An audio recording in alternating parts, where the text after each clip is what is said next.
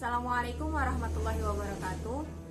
Pada kesempatan kali ini, kami dari kelompok 2 akan sedikit menjelaskan tentang pendidikan Islam dalam konteks fenomena dunia pendidikan terkini, yang beranggotakan saya sendiri, Zumratus Saada sebagai moderator, Safira Nurlita sebagai pemateri pertama, dan Nurul Asnakonita sebagai pemateri kedua. Islam merupakan suatu sistem yang memberikan solusi terhadap segala masalah yang dihadapi oleh manusia yang selaras dengan fitrah manusia.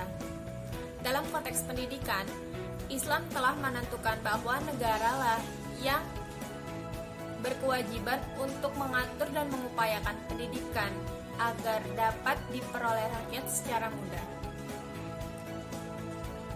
Pendidikan Islam bertujuan untuk membentuk individu menjadi makhluk yang berderajat tinggi menurut ukuran Allah, yang isi pendidikannya telah tercantum secara lengkap di dalam Al-Quran yang telah dicontohkan oleh Nabi Muhammad SAW yang telah diterapkan dalam kehidupan sehari-hari.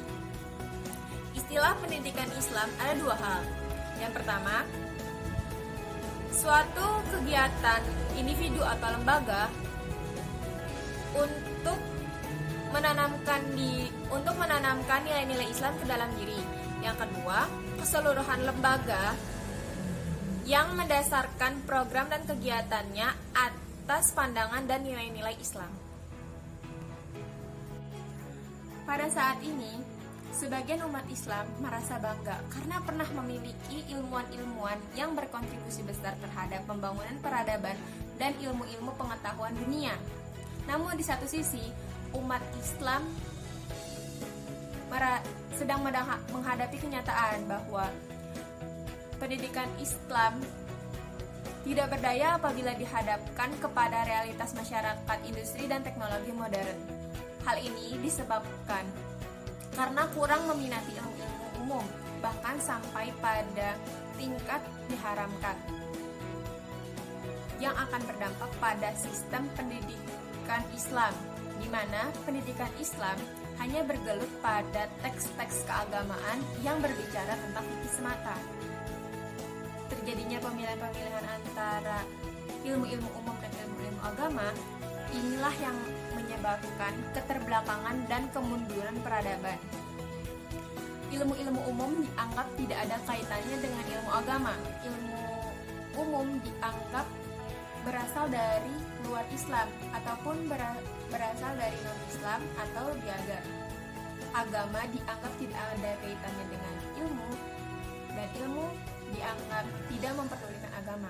Oleh karena itu, tema kali ini kita akan membahas tentang pendidikan Islam dalam konteks fenomena dunia pendidikan terkini. Masalah yang akan kita bahas yaitu bagaimana pengertian pendidikan Islam, bagaimana pendidikan Islam dalam konteks fenomena pendidikan terkini. Baiklah, di sini saya akan membahas mengenai rumusan masalah pertama, yaitu tentang pengertian dari pendidikan Islam, yang akan kita definisikan secara bahasa dan secara istilah. Secara bahasa, pada kalangan tokoh Islam ada 3 istilah yang umumnya digunakan dalam pendidikan Islam, yaitu al-tarbiyah, al-ta'lim, dan at-ta'dim. Yang pertama adalah al-tarbiyah, berasal dari kata robaya robu tarbiyatan, yang mengandung arti memperbaiki, menguasai urusan, memelihara, memperindah, memberi makna, dan sebagainya. Nah, dengan menggunakan kata yang ketiga ini, maka tarbiyah berarti usaha untuk memelihara, mengasuh, merawat, memperbaiki kehidupan agar lebih baik dalam kehidupannya.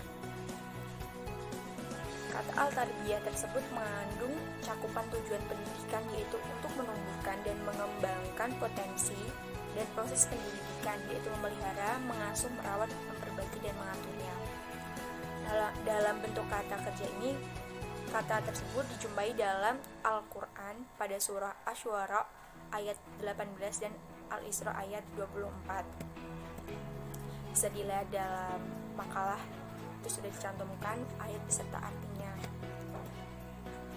Ada seorang tokoh pendidikan, Naqib al-Atas, yang tidak sependapat dengan pakar pendidikan lainnya dalam menggunakan kata al-tarbiyah dengan arti pendidikan, karena menurutnya al-tarbiyah itu terlalu luas arti dan jangkauannya.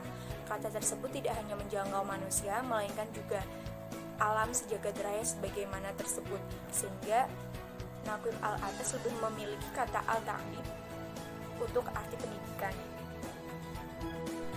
Yang kedua yaitu al-ta'lim, yang artinya berkaitan dengan mengajar dan melatih.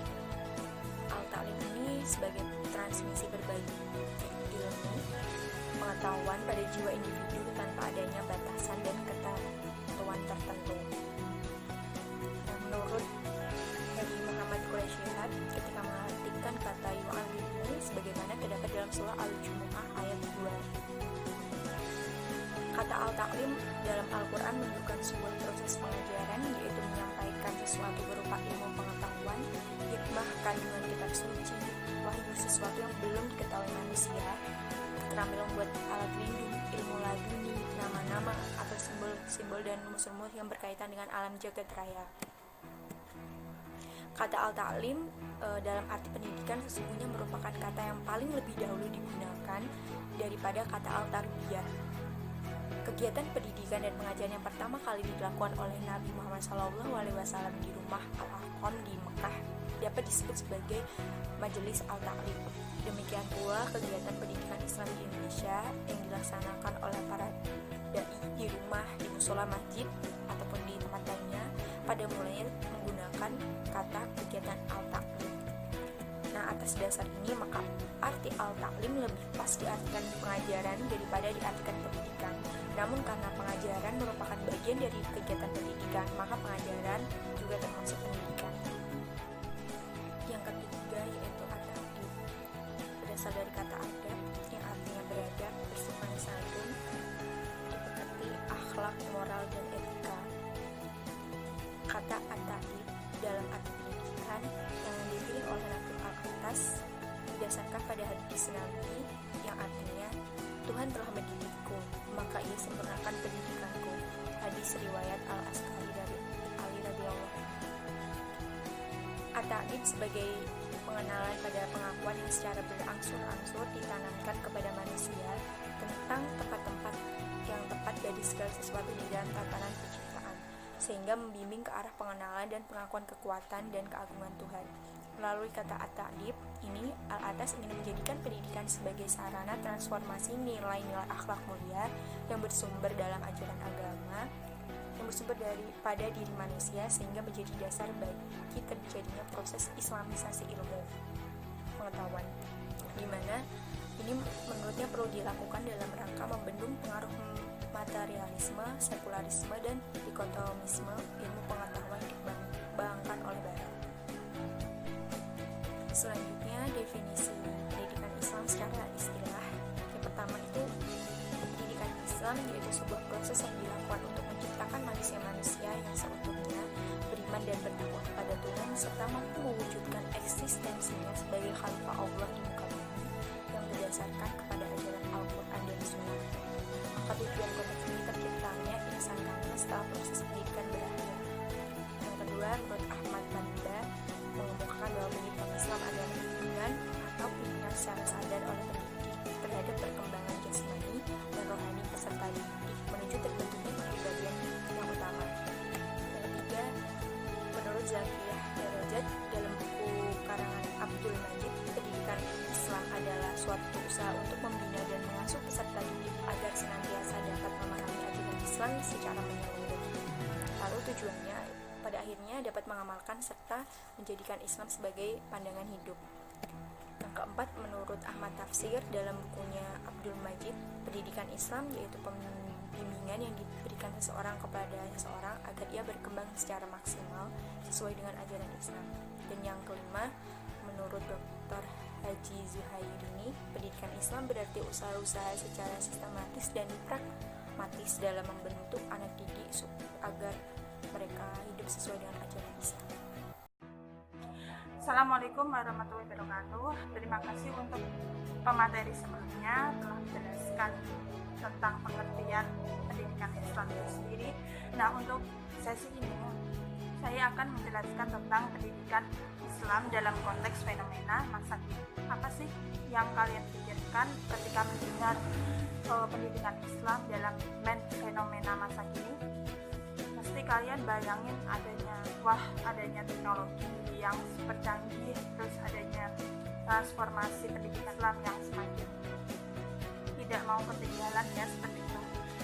Nah, memang pendidikan itu merupakan suatu hal yang sangat penting dalam suatu negara atau bagi khususnya untuk menjadi diri kita lebih baik. Bangsa yang maju, bangsa yang baik itu adalah bangsa yang memiliki pendidikan yang berkualitas.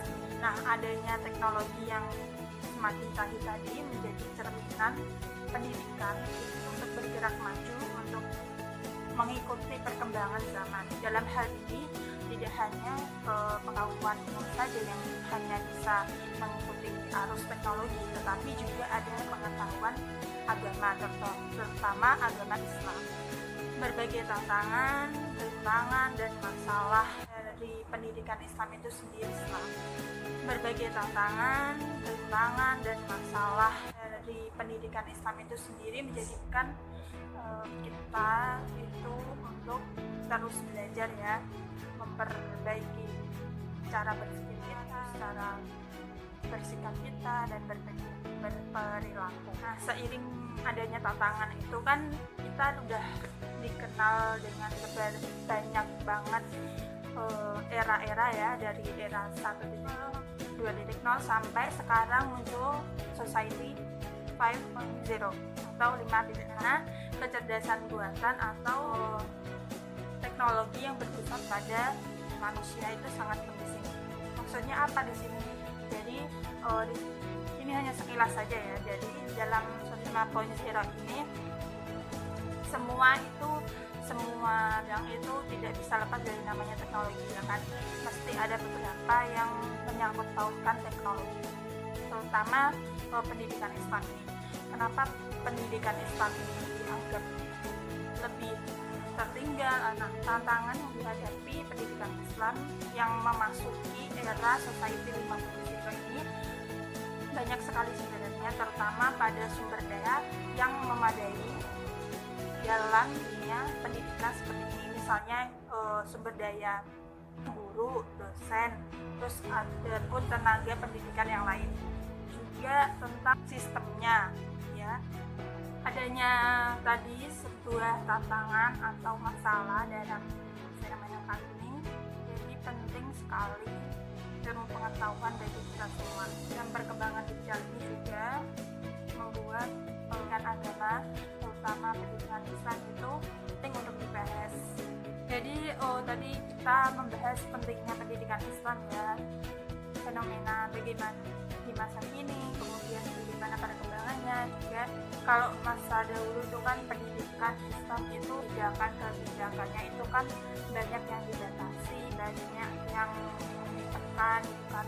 Nah, maka kekhawatiran khususnya di suatu bangsa itu muncul satu kelompok militansi terpelajar kaum muslimin. Namanya ilmu pengetahuan yang semakin maju melahirkan sebuah kaum militansi yang mana kaum tersebut ingin merubah kebijakannya, membuat suatu hal yang baru, membuat media yang bisa mengembangkan pendidikan Islam itu. Nah, kalau pada era klasik itu pendidikan hanya dapat menjangkau sasaran masyarakat. Pendidikan hanya dapat menjangkau sasaran masyarakatnya saja.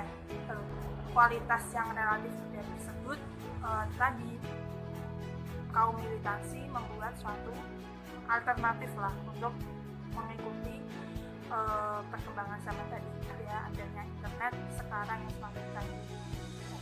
Nah, kalau untuk objek kajian pendidikan Islamnya kan kita mengacu pada Al-Quran dan Hadis. Nah, dengan adanya tadi sumber rujuk kita dari Al-Quran dan Sunnah, menjadikan kita bisa berkolaborasi antara tadi yang teknologi.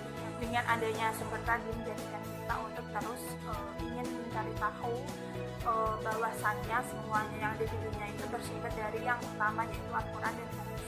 Nah, ini dalam makalah ada 3 kemampuan yang harus kita miliki, yaitu yaitu kemampuan dalam memecahkan masalah. Yang ketiga, berkreativitas. Untuk memiliki ketiga kemampuan tadi, kita juga harus belajar ya dari pendidikan umum secara umum dan pembinaan, kemudian kita menerapkannya pada pendidikan Islam itu sendiri. Oleh karena itu tadi ya, pendidikan Islam itu harus siap menghadapi adanya fenomena-fenomena yang muncul pada era sekarang, itu kemampuan tadi juga kita mesti belajar, kita juga harus bisa menginovasikannya dengan yang sekarang. Kita inovasi yang terus kita lakukan, terus kita lanjut sampai masa yang akan datang, menjadikan pendidikan Islam itu semakin baik di kemudian hari ini. Misalnya apa sih inovasi yang harus kita lakukan? Nah, misalkan mengembangkan suatu kurikulum pendidikan Islam itu sendiri yang asalnya kurang aktif atau hanya memerankan peran guru saja, tapi siswanya tidak ikut berperan, ya itu yang harus diubah. Dan pendidikan Islam, pendidikan penataannya, pendidikan pendidik yang harus diubah. Kemudian tidak hanya kurikulum, metodenya, terus pengajarannya, itu medianya yang harus bisa kita kembangkan lagi, membuat inovasi. Teman-teman pasti sudah membayangkan bagaimana pendidikan Islam pada fenomena masa kini, konteksnya itu seperti apa ya. Tadi sudah saya jelaskan seperti itu. Oke. Nah, umumnya seperti banyak tantangan yang harus kita lagi, harus kita ubah. Saya kira itu cukup memberi gambaran sedikit tentang pendidikan Islam dalam fenomena masa kini ya. Kalau ada pertanyaan yang kalian kurang pahami, bisa ditanya